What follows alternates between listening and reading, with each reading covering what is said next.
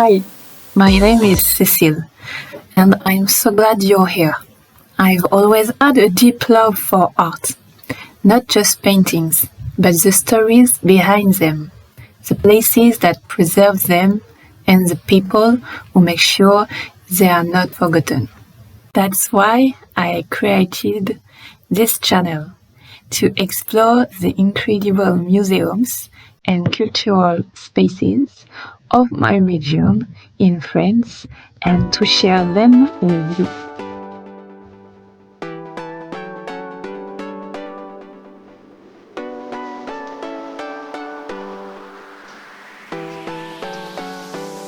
Hello and welcome to A Museum, a History, the podcast where we uncover the strange, forgotten and fascinating stories behind France's museum collections.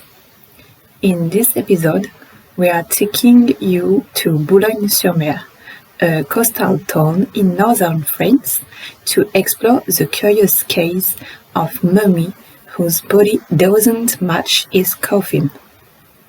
A mystery of identity, history, and museum storytelling.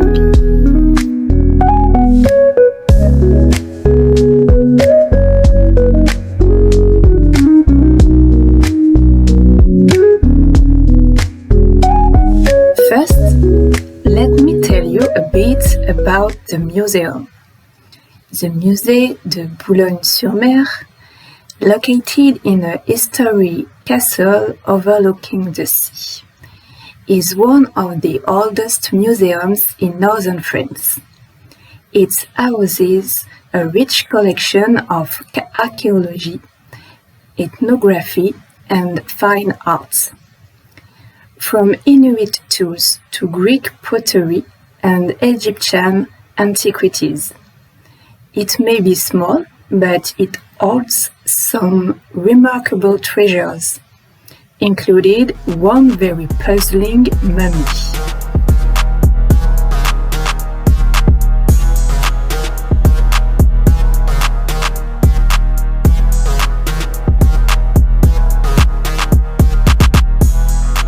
Let's go back to 1837. That year, the museum purchased an Egyptian burial set from a Parisian collector, Dr. Hebré.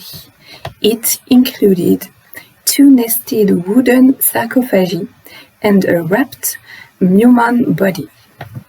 The outer coffin was decorated with inscriptions identifying it as belonging to Nehem Simontou, a priest from ancient Thebes who lived during Egypt's 25th dynasty.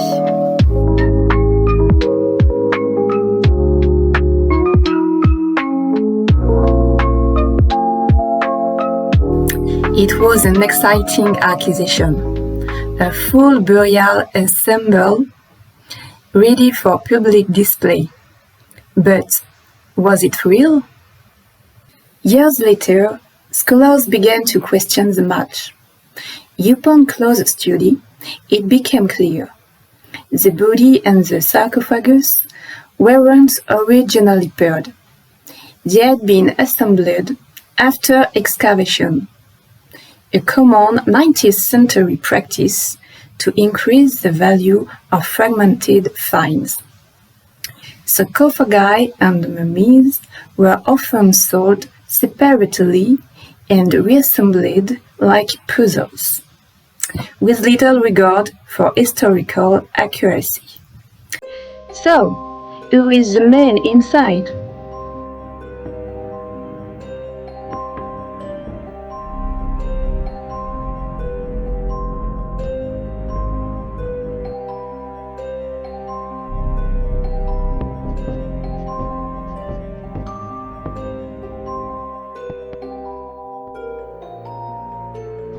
Modern scans tell us he was a male, mummified in the region of Thebes, most likely between the 20th and 26th dynasties, placing him between the 11th and 6th centuries BCE. But his name, status, and story remain unknown.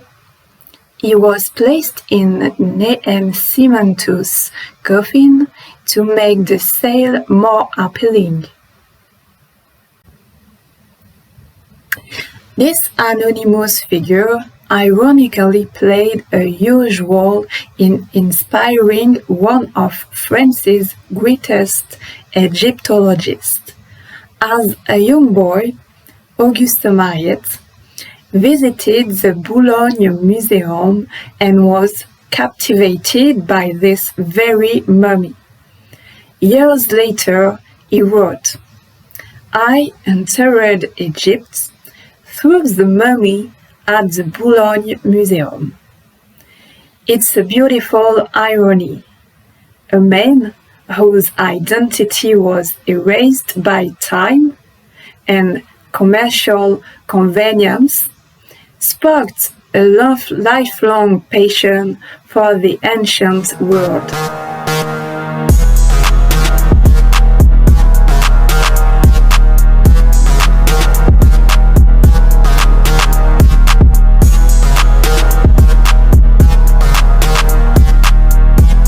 Today, the mummy and sarcophagi remain on display at the Musée de Boulogne-sur-Mer.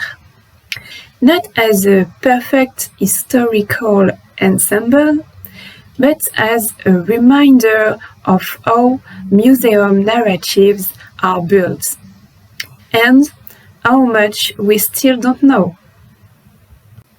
Thank you for joining me on A Museum, a History. If you enjoyed this story, consider subscribing and leaving a review. And if you're ever in northern France, make time for the Boulogne Museum. You just might discover your own mystery. Next time, we'll dive into the tale of Fayence Ball from Dèvres, lost in war, rediscovered in peace. Until then, stay curious.